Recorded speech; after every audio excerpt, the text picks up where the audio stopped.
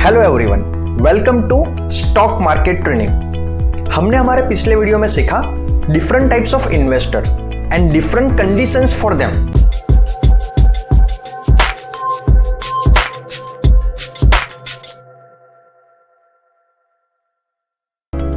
And today's topic is types of issue, in which we will cover fixed price issue and book building issue। तो पहले हम समझते हैं fixed price issue. जैसे हमने पिछले वाले वीडियो में डिस्कस किया कि हमें एक प्राइसिंग डिसाइड करनी पड़ती है कि हम कौन से प्राइस पे शेयर्स को इश्यू करना चाहते हैं। तो उसके दो अलग अलग कैटेगरी आती है। पहली कैटेगरी है फिक्स्ड प्राइस इश्यू एंड दूसरी टाइप है बुक बिल्डिंग इश्यू। तो पहले हम समझते हैं फिक्स्ड प्राइस इश्यू।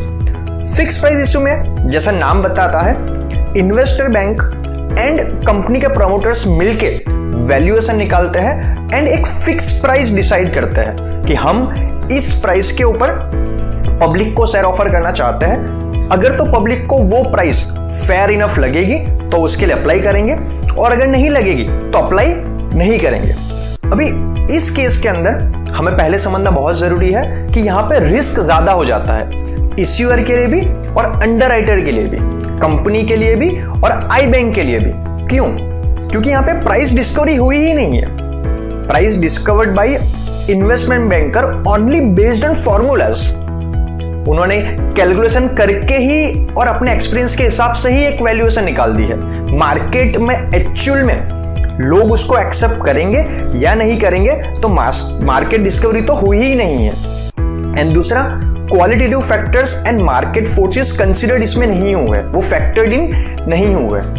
तो यहां पे रिस्क क्या है? जैसे हम ऑलरेडी जानते हैं कि अगर जो एप्लीकेशंस आएगी, अगर तो एप्लीकेशंस हमारे इश्यू साइज से 90% से कम होती है तो पूरा का पूरा आईपीओ ही स्क्रैप हो जाता है। एंड दूसरा, बहुत बार क्या होता है, राइट प्राइसिंग जरूरी है। क्यों? अगर हमने हाई प्राइस लगा दी तो एप्लीकेशंस कम आ जाएगी, और अगर हमने लो प्राइस लगा दी तो हो क्या जाएगा कि जितनी प्राइस हमें मिलनी चाहिए उससे कम प्राइस मिलेगी। तो we are actually leaving a lot of money on the table. तो फिक्स प्राइस इश्यू में कैसे होता है? जैसे हम अपने एग्जांपल में देख चुके हैं कि हमें 250 करोड़ के फंड की रिक्वायरमेंट है और उसके सामने हमें 10 करोड़ शेयर्स अलॉट करने हैं। तो इनडायरेक्टली इश्यू प्राइस हो जाएगी 250 रुपीस पर शेयर। और हमने एक वीडियो में डिस्कस कर चुके हैं कि आप यहाँ पे 1-2 नंबर में अप्लाई नहीं कर सकते हो, आपको एक लॉट में अप्लाई करना पड़ता है। क्यों? सेबी भी ऐसा चाहती है, कंपनी भी ऐसा चाहती है और आई बैंक भी ऐसा चाहती है कि आईपीओ के अंदर सिर्फ सीरियस और जो जेन्युइन इन्वेस्टर है वही अप्लाई करें। तो 50 के मल्टीपल में यहाँ पे लॉट साइज रखी गई, और तो मिनिमम इन्वेस्टमेंट हो जाएगा 12,500 रुपए का। तो रिटेल इन्वेस्टर या तो 50 शेयर्स के लिए या 100 के लिए या 150 में 50 के मल्टीपल में वो इन्वेस्टमेंट कर सकता है। और यहां पे कोटा क्या रहेगा डिफरेंट इन्वेस्टर्स के लिए? रिटेल इन्वेस्टर्स के लिए रहेगा मिनिमम 50%। तो यहां पे जो 10 करोड़ शेयर्स है उसमें से minimum 5 crore shares retail investor को इश्यू करने पड़ेंगे, एंड बाकी QIBs, NIIs and reserve category employees के लिए उनको रिमेनिंग कोटा जाएगा। अभी यहां पे आपको समझना बहुत जरूरी है कि आप जिस प्राइस पे अप्लाई करोगे, और अगर हमारा फिक्स प्राइस है तो अगर आपने 250 रुपए पर शेयर के लिए 50 शेयर्स अप्लाई कर दिए, 50 का एक लॉट अप्लाई कर दिया, तो अगर तो आपको शेयर्स अलॉट होंगे तो आपको कंपल्सरी लेने पड़ेंगे, फिर आप वहां से मना नहीं कर सकते हो।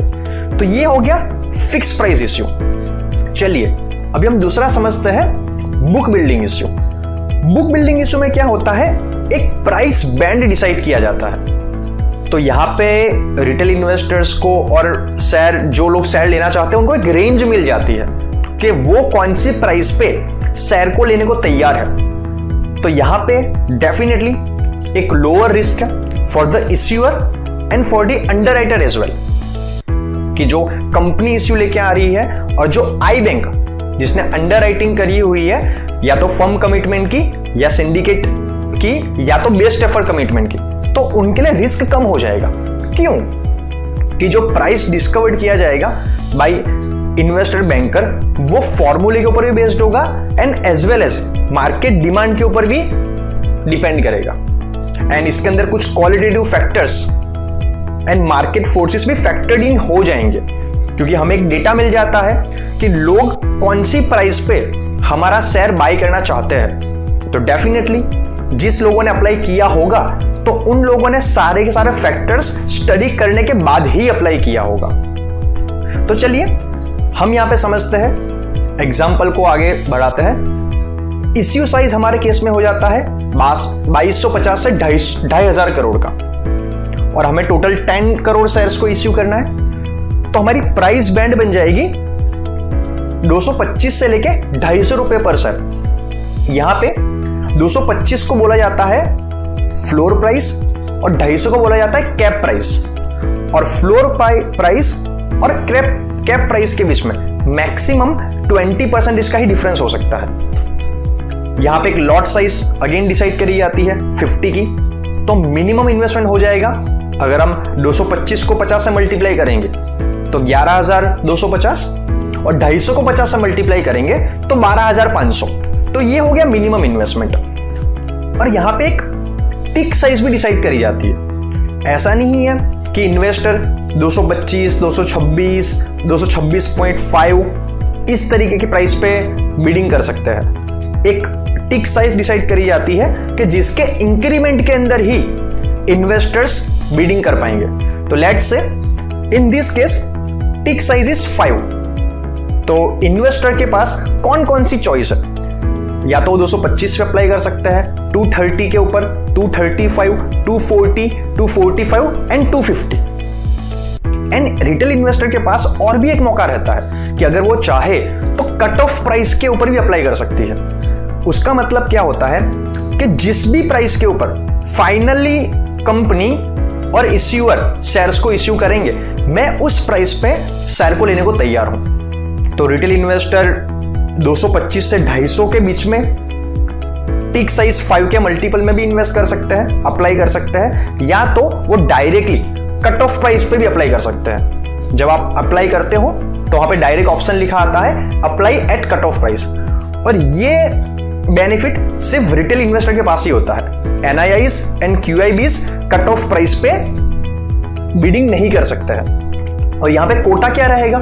रिटेल इन्वेस्टर के लिए मिनिमम 35%, NIIs के लिए, नॉन इंस्टीट्यूशनल इन्वेस्टर्स के लिए मिनिमम 15%, और QIBs के लिए मैक्सिमम 50%।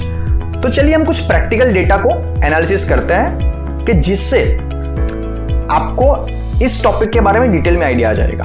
तो यहां पे आपके पास स्क्रीन के ऊपर IRCTC, Indian railway catering and tourism corporation limited का जो IPO लॉन्च हुआ था पिछले साल के अंदर, सितंबर 30, 2019 के अंदर, उसका डेटा हमारे सामने है। इश्यू टाइप था बुक बिल्ड इश्यू, जिसे हम बुक बिल्डिंग इश्यू भी कहते हैं। इश्यू साइज यहां पे लिखी गई है, फेस वैल्यू IRCTC के शेयर की यहां पे देखिए 315 से लेके 320। इसे बोला जाएगा फ्लोर प्राइस, इसे बोला जाएगा कैप प्राइस। और यहां पे एक लॉट में आप 40 शेयर्स के लिए अप्लाई कर सकते हो। बीड ओपन हुई थी 30 सितंबर को और क्लोज हुई थी अक्टूबर को। हम ऑलरेडी डिस्कस कर चुके हैं कि 3 से 5 दिन के लिए बीडिंग ओपन रहती है। फाइनल बेसिस ऑफ अलॉटमेंट 9 तारीख को अलॉटमेंट हुआ था। जिनको शेयर्स इश्यू हुए उनको शेयर्स मिले। 10 तारीख को जिनको शेयर्स इश्यू नहीं हुए उनको मनी रिफंड हो गया। और 11 तारीख को जो शेयर्स थे वो उनके डीमैट अकाउंट में ट्रांसफर करे गए और 14 तारीख को वो स्टॉक एक्सचेंज के ऊपर लिस्ट हो गए। रिटेल इन्वेस्टर के लिए मिनिमम लॉट 1, मैक्सिमम लॉट 15, क्योंकि उनकी लिमिट होती है 2 लाख तक। और हम आगे देखेंगे तो यहां पे लिखा गया है QIBs का कोटा कितना था, आपको यहां पे डेटा मिल जाएगा। वो QIBs का जो भी कोटा था उसमें से वो 108 गुना जितना सब्सक्राइब हुआ।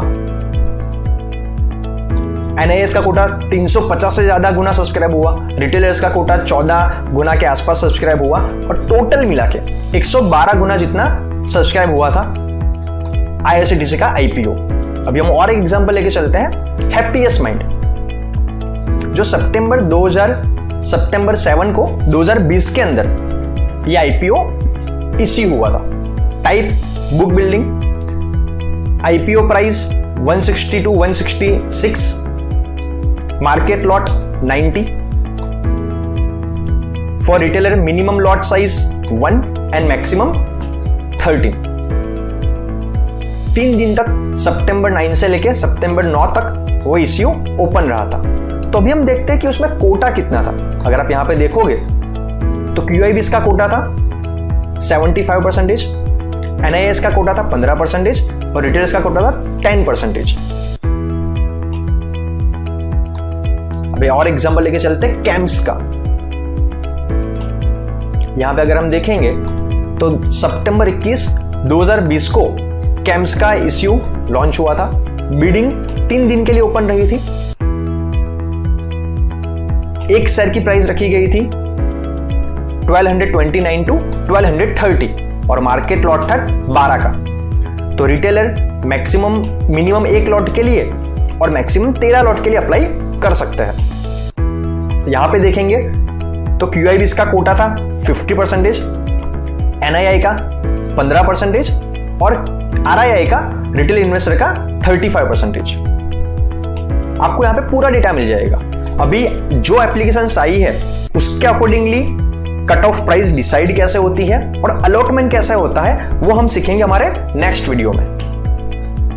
तो आई होप सो कि हमने जो प्रैक्टिकल डेटा को एनालिसिस किया उससे आपको डिटेल में आइडिया आ चुका होगा कि क्यों बुक बिल्डिंग इश्यू आज ज्यादा फेमस है और सेबी भी उसको रेकमेंड करता है। क्योंकि फिक्स प्राइस इश्यू में मार्केट डिस्कवरी हुई नहीं होती है, बुक बिल्डिंग इश्यू में ऑलरेडी मार्केट डिस्कवरी होके रखी हुई है। तो आज के वीडियो में हमने सीखा types of issues and why book building issue is preferred over fix price issue. तो आज के वीडियो में इतना ही, मिलते हैं नेक्स्ट वीडियो में। Thank you very much.